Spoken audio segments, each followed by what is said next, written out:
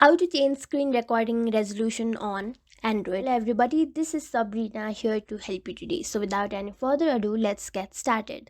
So in my phone there is no inbuilt screen recorder, so I have to change the resolution using the screen recorder app I use. But if you do have the built-in screen recorder, you just have to go to your settings of that screen recorder and change it accordingly. So in order to change an app, simply open the app, then go to its gear icon settings. There you will see video settings. And then since I am recording, I cannot change it, but here you will see several options or the resolution you can choose from.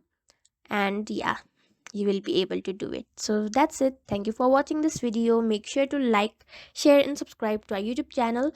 If you got any questions, comment them down and I'll catch you in the next one.